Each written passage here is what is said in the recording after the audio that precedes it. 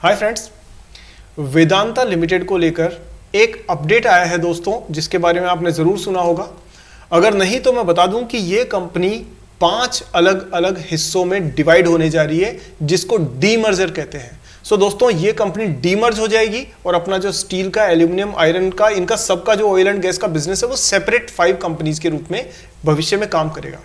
अब ऐसा करने के पीछे कंपनी की मंशा क्या है, क्या इससे आम इन्वेस्टर्स को फायदा है या नहीं है, और फ्यूचर में बिजनेस की ग्रोथ पे क्या असर पड़ेगा। दोस्तों, ये सारे क्वेश्चंस के आंसर्स आपको इस वीडियो में मिलने वाले हैं, इसलिए वीडियो बहुत इंफॉर्मेटिव है और एक समझदार शेयर होल्डर और इन्वेस्टर होने के नाते आपको ऐसे वीडियोस को ध्यान से देखना जरूरी है। इसलिए वीडियो को पूरा देखिएगा और लाइक करना मत भूलिएगा। और हाँ, आगे बढ़ने से पहले सबसे पहले अभी चैनल को सब्सक्राइब करके बेल आइकन को ऑन कर दीजिए। दोस्तों, स्टार्ट करते हैं सागरनोमिक्स।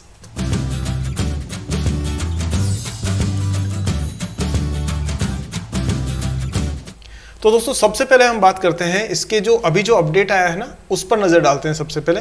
और वो दोस्तों अपडेट है ये, यहां आप अपनी स्क्रीन पे देख रहे हैं कि वेदांता जो ये बीएससी को इन्होंने लेटर लिख करके भेजा है, उसकी कॉपी है। और आप यहां पर देख सकते हैं कि ये जो कंपनी है वेदांता लिमिटेड, इसने 29 सितंबर को, 29 ऑफ सितंबर को इन्होंने एक लेटर लिखा है। किसको लिखा है? बॉम्बे स्टॉक एक्सचेंज और नेशनल स्टॉक एक्सचेंज को। और उसमें लिखा है इन्होंने कि we want to demerge through the demerger of underlying companies, मतलब हम लोग डीमर्ज करना चाहते हैं कंपनी को, और ये उसकी डिटेल्स है।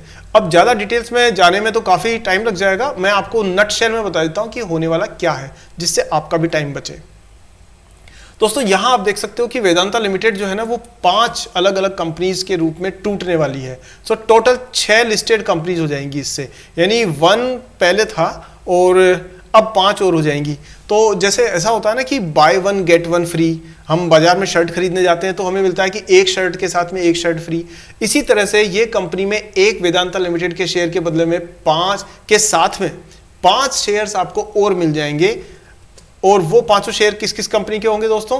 पहला होगा वेदांता एल्यूमिनियम, फिर वेदांता ऑयल एंड गैस, फिर होगा वेदांता पावर, फिर होगा वेदांता आपके स्टील एंड फेरस मटेरियल्स, फिर है वेदांता बेस मेटल्स। ये 5 शेयर्स आपको मिल जाएंगे।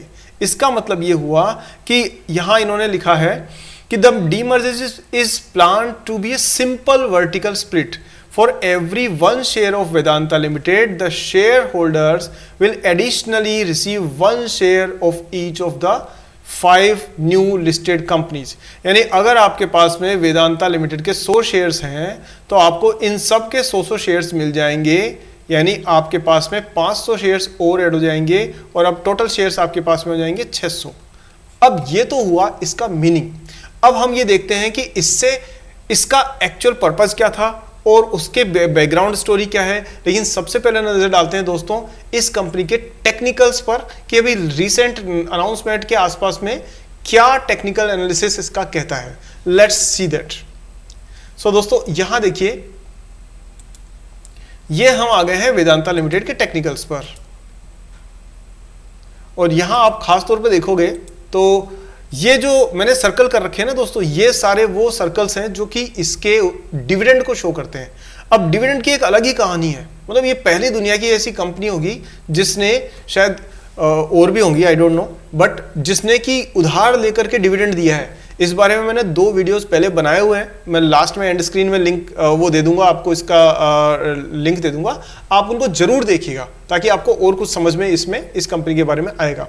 अच्छा, अब बात ये है कि दोस्तों एक बात तो पक्की है कि शेयर मार्केट ना, उसको यहाँ जो ट्रेडर्स बैठे ना, उनको 3 से ज्यादा की गिनती नहीं आती, 3 की आती है बस, 1, 2 और 3। मतलब वो ये देखना ही नहीं चाहते कि लॉन्ग टर्म में क्या होने वाला है, और इसी वजह से घाटा होता है, इसी वजह से घाटा होता है। बता रहा हूं कैसे। जैसे ही अनाउंसमेंट आया तो आप ये देख सकते हो कि कंपनी एक ही दिन के अंदर शेयर प्राइस कितना बढ़ गया। आप ये देख रहे हो यहां पर कि ये जो लंबी वाली ग्रीन कैंडल स्टिक है ना, वो ये शो कर रही है कि विद इन, ये 29 सितंबर की है दोस्तों, ये देखिए इसी दिन कैंडल स्टिक बहुत तेजी से दौड़ गई कि आज तो वेदांता लिमिटेड में बस हीरे बरसने वाले हैं, धन की बारिश होने वाली है। दोस्तों ऐसा नहीं होता।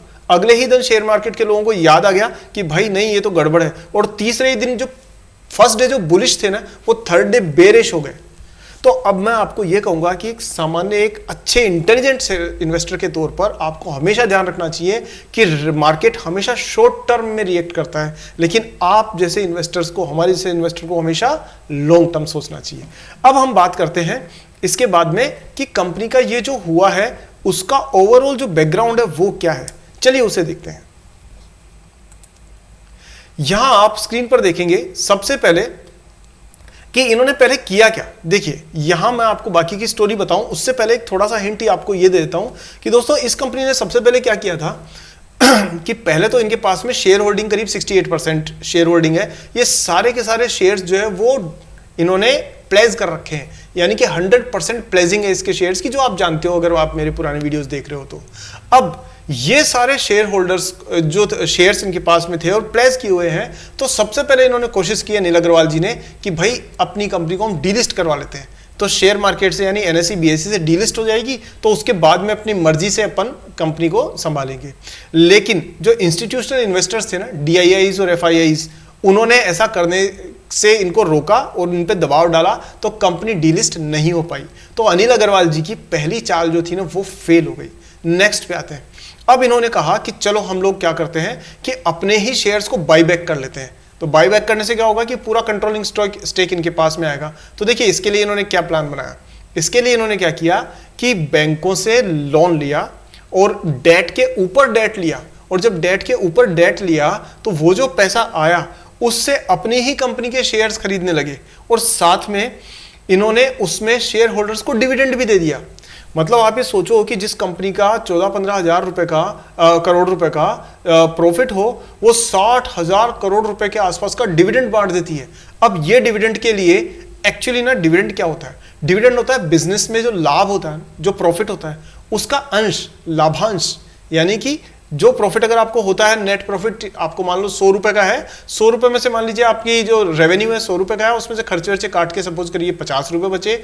50 रुपए में से आपने कहा कि चलो 20 रुपए हम शेयर होल्डर्स में बांट देते हैं, दिस इज कॉल्ड डिविडेंड। लेकिन इन्होंने क्या किया कि उधार लेकर के और उस पैसे को ये डिविडेंड के रूप में शेयर होल्डर्स को दे रहे थे। लेकिन ध्यान रखो दोस्तों, इसके बावजूद भी इन्होंने, बीच में इनका रेवेन्यू भी अच्छा हुआ था, लेकिन इन्होंने कर्जा उतारने के बारे में कभी नहीं सोचा। इन्होंने कभी भी नहीं चाहा कि इनका डेट को ये सप्लाई कर दें। मतलब इन्होंने अपने कंपनी के सिर पे जो कर्जा था वो उतारने की बजाय जो शेयर होल्डर्स थे उनको डिविडेंड देकर के लुभाने की कोशिश करी। अब यहां फिर से एक कैच है, फिर से एक कैच है। क्या कैच है कि इन्होंने जब शेयर होल्डर्स को लुभाने की कोशिश करी तो इसमें इन्होंने क्या किया कि अपनी, देखिए 68% जो शेयर्स है वो इनके खुद के पास में है, चाहे वो गिरवी रखे हुए हैं। तो आप ये देखिए कि जो डिविडेंड ये दे रहे हैं उसमें से सिर्फ 32% डिविडेंड जो है वो जा रहा है बाहर के शेयर होल्डर्स के पास, और 68% जो पैसा है वो घूम फिर करके वापस इन्हीं के पास आ रहा है डिविडेंड के रूप में। क्यों? क्योंकि 68% शेयर होल्डिंग के मालिक ये खुद है। सो दोस्तों, इस तरह की चालबाजियां करके और ये चाह रहे थे कि इस कंपनी में खुद ही जो है वो अपना खुद के तरीके से, मतलब अपना पैसा घुमा फिरा करके अपने ही पास में लेके आ जाए। अब उसके बाद में क्या होता है दोस्तों, इनके ऊपर एक्सटर्नल प्रेशर बढ़ना शुरू होता है। अब प्रेशर कैसे बढ़ना शुरू होता है कि जो इन्होंने, इनकी जो पेरेंट कंपनी है वेदांता रिसोर्स लिमिटेड, उसने जो कर्जा ले रखा था, उस कर्जे की वजह से उस कंपनी को वहां पर यूके में जंक रेटिंग दे दी जाती है। जितनी वहां की रेटिंग एजेंसीज है लगभग सभी ने उसको जंक रेटिंग, जंक का मतलब होता है कचरा रेटिंग दे दी कि ये तो बिल्कुल बर्बाद कंपनी है जी। तो इसलिए इनको आगे लोन मिलने में, लोन के ऊपर लोन मिलने में प्रॉब्लम आनी शुरू हो गई। अब देखिए कि इन सारी चीजों का असर किस तरह से होता है, चलिए स्क्रीन पे देखते हैं। दोस्तों ये वीडियो आपको एक तरह से केस स्टडी है कि कॉर्पोरेट एक्शंस में किस किस चीज़ों पे आपको नज़र रखनी चाहिए और क्या क्या गलत होता है मार्केट में। एक शेयर होल्डर के तौर, एक इन्वेस्टर के तौर पे आपको ये समझदारी आनी ज़रूरी है। कोई आपका हाथ नहीं थामेगा दोस्तों अगर आप अपना खुद का हौसला कमज़ोर करोगे। अगर आप खुद रिसर्च करोगे, नया कुछ सीखोगे तो ही आपको प्रॉफिट मिलता है। अगर आप चाहते हो कि कोई आकर के आपको 4 शेयर के नाम बता दे और उससे आप करोड़पति बन जाए रातों रात, दोस्तों ऐसा नहीं होता। अगर ऐसा होता तो आज बहुत सारे लोग मेहनत करना छोड़ के बस ऐसे ही बैठे रहते हैं और करोड़ों रुपए कमा रहे होते हैं। मेहनत करनी पड़ती है। चलिए हम बात कर रहे हैं यहाँ पर कि ये जो देखिए वेदांता की ये तो न्यूज है जो डीमर्ज बिजनेस इनटू 6 फर्म्स, जो मैंने आपको बताया ये 6 फर्म्स के अंदर इस तरह से डिवाइड हो जाएगी। ये इनकी दोस्तों कंपनी की जो साइज है और वो सब आप देख सकते हैं कि कितना रेवेन्यू है किसका, कि 52,000 करोड़ तो सिर्फ एल्यूमिनियम से आता है इनका, और 34,000 करोड़ रुपए जो है वो वेदांता लिमिटेड का है, 27,700 करोड़ रुपए जो है वो है इनका जो बेस मेटल्स का है, और जिसके कि ये चेयरमैन इन्होंने क्रिस ग्रिफिथ करके लिख रखे हैं। ऑयल एंड गैस से 15,000 करोड़, और स्टील एंड फेरस मटेरियल से 13,000 करोड़, और वेदांता पावर से 6,700 करोड़ रुपए का रेवेन्यू इनके पास में आता है, जो कि विभव अग्रवाल जी जो है वो उसके हेड है। अब इसके बाद में ये तो एक डीमर्जर की न्यूज रही। अब खूबसूरती की बात आप ये देखिए कि Vedanta is rising ₹2,500 crore through unlisted NCDs. ये बात है 30 सितंबर की, ठीक है। मतलब कि the Indian Vedanta limited, the Indian subsidiary of the metal and mining conglomerate Vedanta resources on Friday raised 2,500 crore through unrated unlisted non convertible debentures with maturity period of 1 year to 6 months, ठीक है। और सबसे बड़ी बात है कि offering an interest rate of 12%। दोस्तों ये बताइए आप मुझे कि अगर आपके ऊपर कर्जा होगा तो आप कर्जे को उतारने की कोशिश करेंगे या कर्जे के ऊपर दूसरा कर्जा ले लेंगे और दूसरे कर्जे को चुकाने के लिए तीसरा कर्जा ले लेंगे, और वो भी 12%, 12% इंटरेस्ट पे।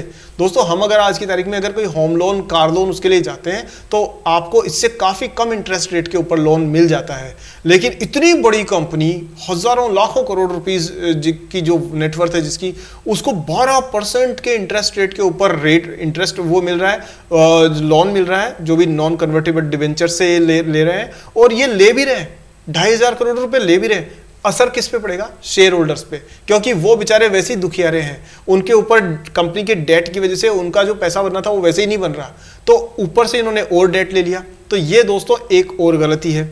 अब आगे हम देखते हैं इसमें कि इसके बाद में आप ये देखो तो यहां पर आप देख सकते हो कि अब ये जो ना ये शेयर मार्केट की जो मैं कह रहा था ना कि वो 3 से ज्यादा गिनना नहीं जानते, उसका नमूना है कि Vedanta shares jump over 4% after company announces demerger plans. भाई ऐसी डीमर्जर प्लान्स ना दोस्तों अगर आपको याद हो तो कुछ टाइम पहले कुछ कंपनीज ने ऐसा किया था। अनिल अंबानी जी ने ऐसा किया था जब उनका रिलायंस पावर का जो आईपीओ आया था और फेल हो गया था। काफ़ी मेरे आप जैसे मित्र जो होंगे वो उस दौर से भी निकले हुए होंगे 2008 के आसपास वाले में, जब रिलायंस पावर के आने के बाद में शेयर मार्केट पूरी तरह क्रैश कर गया था और सब प्राइम क्राइसिस जो अमेरिका में हुई थी उसकी वजह से भी बहुत बड़ी प्रॉब्लम्स हो गई थी। लेकिन अनिल अंबानी जी ने क्या किया था, उन्होंने भी अपने बिजनेस को डीमर्ज किया। इसी तरह से जो फ्यूचर रिटेल के जो किशोर बियानी जी हैं, आपने देखा होगा जो बिग बाजार जो ग्रुप हुआ करता था, एक टाइम था जब चारों तरफ बिग बाजार ही होता था, रिलायंस नहीं टिकता था, डी मार्ट कुछ नहीं था, उसके सामने सब नेग्लिजिबल थे। बिग बाजार वाकई में बहुत बड़ा ब्रांड था, लेकिन किशोर बियानी जी ने भी जो ये आज अनिल अग्रवाल जी कर रहे हैं वही गलती की थी। उन्होंने भी अपने बिजनेस को अलग अलग टुकड़ों में डिमर्ज कर दिया था ताकि वो शेयर होल्डर्स को और इन्वेस्टर्स को थोड़ा कंफ्यूज कर सके इस चीज के लिए, और हर एक कंपनी के ऊपर जो इन्होंने डीमर्ज की है, जो इन्होंने डीमर्ज करके अलग अलग टुकड़े बनाए, हर एक पर लोन उठा सके। पर दोस्तों ऐसा नहीं होता, और आज आप देख लीजिए कि बिग बाजार का क्या हाल हो चुका है, और साथ में अनिल अंबानी जी की जो कंपनीज थी उनका जो रिलायंस नेचुरल और वो जो जितनी भी थी उन सब का भी क्या हाल हो चुका है। और सेम लाइन पर वेदांता लिमिटेड भी चल रही है, और लगभग यही हाल इसका भी होने के पूरे चांसेस हैं, क्योंकि अभी भी कंपनी सही स्टेप नहीं ले रही है। अब बात करते हैं इसके बाद में कि लेकिन शेयर मार्केट को समझ में नहीं आया और उसने एक ही दिन में 4% से ऊपर शेयर प्राइस को जंप करवा दिया, हालांकि अगले दिन समझ में भी आ गया उसको। बट आपको हमेशा ऐसी चीज़ों में सावधान रहना चाहिए। और यहाँ आप ये देखिए मंद मंद मुस्कुराहट, ये हैं हमारे प्रिय अनिल अग्रवाल जी, जिनको पता नहीं, कोई चिंता ही नहीं है क्या कि उनके शेयर होल्डर्स का क्या होने वाला है, क्या नहीं होने वाला है। दोस्तों आपने अगर एक मूवी देखी हो जिसका नाम था बिग बॉस, शायद आपने देखी होगी, शाहरुख खान जूही चावला की एक मूवी थी, और उस बिग बॉस में ना नहीं yes boss, I am sorry for the name, yes boss करके मूवी थी, और उसमें ना जो बॉस होता है और उसके नीचे जो हीरो काम कर रहा होता है, तो बॉस का बिजनेस ना बैंकरप्ट हो जाता है, मतलब बर्बाद हो जाता है। तो उसके नीचे काम करने वाला कहता है कि सर, जो हीरो था कहता है सर आपका बिजनेस बर्बाद हो गया, आप इतने रिलैक्स कैसे बैठे हुए हैं, आप तो बिल्कुल चिंतित ही नहीं है इस चीज को लेकर के। तो उन्होंने कहा कि मुझे क्या फर्क पड़ता है, मैं तो घूमूंगा फिरूंगा, फॉरेन वॉरेन जाऊंगा, एंजॉय करूंगा, आऊंगा, कोई नया बिजनेस स्टार्ट करूंगा। तो जबकि वो उसके साथ की टीम के सारे लोग टेंशन में है, लेकिन मालिक टेंशन में नहीं है। क्यों? क्योंकि उसकी वो कंपनी जो है वो डूब रही है, मालिक नहीं डूब रहा है, मालिक का पैसा इंटैक्ट है। यहां अगर आप देखेंगे तो अनिल अग्रवाल जी की फोटो देख करके आपको लगता है कहीं पर कि इनको किसी प्रकार की चिंता होगी? ये बिल्कुल मस्त एंजॉय कर रहे हैं अपनी लाइफ को, जूस वूस पी रहे हैं, अच्छे से हेल्थ बना रहे हैं बढ़िया तरीके से। दोस्तों ये कॉर्पोरेट एक्शंस हैं, जिन कॉर्पोरेट हराकरीज है, चालबाजियां हैं, जिनसे आपको बचना चाहिए। अगर मैं आपको कहूं तो अगर आप ध्यान दें तो कुछ टाइम पहले ऐसी न्यूज़ भी आती थी, और वो आपने सुना है कि कई बरसों पहले ऐसी बातें होती थी कि गांव में, शहरों में ना कुछ बाहर से ऐसे आते थे, ठग आते थे, और वो आकर के कहते थे कि आपके भोली भाली महिलाओं को कहते थे कि आपके गहने दे दीजिए, हम इनको डबल करके आपको दे देंगे। दोस्तों वो कहानी हर जगह काम करती है, और आपके जैसे, हमारे जैसे जो भोले वाले शेयर होल्डर्स हैं वो इन चक्करों में फंस भी जाते हैं। तो दोस्तों यहां पर जैसे अभी आप इस न्यूज़ पे नजर डालो कि ये जो चीजें थी ना, ये ठगपना ये खत्म नहीं हुआ है, ये ठगी अभी भी चल रही है। यहां देखिए आप, डबल के लालच में करवाया नुकसान, रुमाल बाद में खोलना और गहने हो जाएंगे दुगने, ये कहकर के महिला गैंग ने महिला को बनाया शिकार। ये सारी खबरें अभी भी चल रही है। तो दोस्तों ये जो खबरें हैं वो लगभग वैसी की वैसी ही कॉर्पोरेट सेक्टर में भी होती है, और एक समझदार इन्वेस्टर के तौर पे दोस्तों आपको हमेशा पता होना चाहिए कि कौन सी खबर जो है वो आपके काम की है और कौन सी नहीं है। यहां पर दोस्तों मैं आपको एक चीज और बता देना चाहता हूं कि ये वीडियो जो है वो एक एजुकेशनल पर्पज के हिसाब से बनाया गया है, और आप अगर अच्छे समझदार शेयर होल्डर हैं तो आपको ऐसे वीडियोस को देख करके नया कुछ सीखते रहना चाहिए। उम्मीद करता हूं दोस्तों आज के वीडियो में आपको कुछ सीखने को मिला होगा। फंडामेंटल्स भी मैं एक बार जल्दी से थोड़ा सा आपकी नजर से निकाल देता हूं पहले, क्योंकि हमने टेक्निकल्स देख लिए, हमने कंपनी की रेटिंग एजेंसीज की रिपोर्ट हमने पिछले वीडियो में देखा था, और देखा था कि कितनी बड़ी प्रॉब्लम्स है। उस रेटिंग एजेंसी की रिपोर्ट आप चाहोगे तो मैं अगले वीडियो में आपको वो भी शो कर दूंगा कि किस तरह से इन्होंने, या मेरे वीडियोस देख लीजिएगा पुराने, कि किस तरह से इन्होंने जो डेट लेकर के और उससे डिविडेंड के रूप में कन्वर्ट करके शेयर होल्डर्स को मिसगाइड किया। वो भी डिटेल्स आपको मिल जाएंगी मेरे लास्ट वीडियो में, लिंक आपको लास्ट में मिल जाएंगे। साथ ही आपको फंडामेंटल्स पे एक जल्दी से नजर डाल लेते हैं हम कि फंडामेंटल्स में इनमें क्या कहा जा रहा है। चलिए देखते हैं दोस्तों। यहां ना एक छोटी सी, ये फंडामेंटल से एक छोटी सी बात मैं आपको ये कहना चाहता हूं कि YouTube पे ना मेरे पास में, मेरे दोस्तों के पास में बहुत कम समय होता है और वीडियो को छोटी रखनी पड़ती है। इसलिए अगर आप डिटेल में चाहते हैं कि आप पूरा शेयर का ढंग से एनालिसिस देखना चाहते हैं तो हमारी मेंबरशिप मैंने ऑन कर दी है, वो आप ज्वाइन कर लीजिएगा। पहला कदम करके मेंबरशिप है, जहां पर मैं आपसे स्टॉक की फंडामेंटल टेक्निकल एनालिसिस पूरी तरह से करूंगा, और आप बहुत कुछ नया उसमें सीखेंगे। यहां हमारे पास समय की लिमिट रहती है। चलिए हम लोग पहले देख लेते हैं कि स्क्रीन पर हम देखते हैं कि इस कंपनी के फंडामेंटल्स 82,000 करोड़ रुपए की टर्नओवर है, इसकी रेवेन्यू है, 222-23 रुपए के आसपास शेयर प्राइस चल रही है, बुक वैल्यू 106 रुपए है, ग्राम नंबर 238 रुपए है, तो उस हिसाब से सस्ती मिल रही है ये। लेकिन सस्ती के पीछे प्रॉब्लम ये है कि 68% की इनकी शेयर होल्डिंग, और उसमें से 100% पूरी की पूरी जो है वो क्या है, प्लेज्ड है, इसलिए ये एक प्रॉब्लम है। वैसे कंपनी के ओवरऑल बिजनेस में ज्यादा बुराई नहीं है, क्योंकि कंपनी का ROCE 20-21% चल रहा है, ROE भी उसी रेंज में चल रहा है। और अगर आप नजर डालो यहाँ पर तो ये देखेंगे कि ये अपनी फील्ड में तो लीडर है, इसमें कोई डाउट ही नहीं है कहीं भी किसी प्रकार का। और ये जो मैं आपको शेयर होल्डर्स डिविडेंड की बात कर रहा था, ये आप देख सकते हैं यहाँ पर कि कहाँ 89% डिविडेंड, पहले तो इन्होंने 30% और ऐसे दे रहे थे, फिर 89% से सीधा 357% डिविडेंड। भैया ऐसा बताओ आप मेरे को कि 100 रुपए के से सीधा का सीधा इन्होंने 357 मतलब 457 रुपए, मतलब इतना जबरदस्त जंप इन्होंने डिविडेंड में कहां से दिया। और उसकी वजह है कि उसकी वजह ये है, साफ तौर पे आप देख सकते हो कि डिविडेंड देने के लिए इनको लोन लेना पड़ा, और लोन लेने के लिए देखिए आप यहां पर आप देख सकते हैं इन्होंने यहां लोन लिया, यहां लोन लिया, यहां लोन लिया, ये लगातार लोन लेते ही आ रहे हैं। इस प्रकार से ओवरऑल अगर आप देखेंगे तो बिजनेस फंडामेंटल्स खराब ही है। कंपनी के 68% शेयर इनके पास में है, FIAs जो है 7% के आसपास में, DIIs 9% के आसपास में है, और पब्लिक जो है वो 14% है, और वही फंसी हुई है आज की तारीख में खास तौर पे। चलिए दोस्तों बाकी डिटेल्स हम लोग सोचते हैं कि इसके बाद में, इतना टाइम है नहीं, हम कभी अगले वीडियो में अगर आप चाहोगे तो इस पे और 2-4-5 घंटे का भी वीडियो बनाया जा सकता है, कोई बुराई नहीं है। दोस्तों अगले वीडियो में जल्दी मिलते हैं। और हाँ, चैनल अगर सब्सक्राइब नहीं किया है तो अभी सबसे पहले सब्सक्राइब कीजिए। वीडियो पसंद आया तो इसको लाइक करिए, बेल आइकन को ऑन कर दीजिए। कोई क्वेश्चन है आपका तो जरूर कमेंट सेक्शन में पूछिए। और एक इंपॉर्टेंट चीज दोस्तों, कि जब भी मैं वीडियो बनाऊं उसके साथ में कुछ पोस्ट डालता हूं, उसका जवाब आप जरूर दिया कीजिए, क्योंकि उसके बेसिस पे मैं आपके हिसाब से अच्छा कंटेंट बनाने की कोशिश करूंगा। आज के लिए इतना ही दोस्तों, अगली वीडियो में जल्दी मिलते हैं, तब तक के लिए जय हिंद।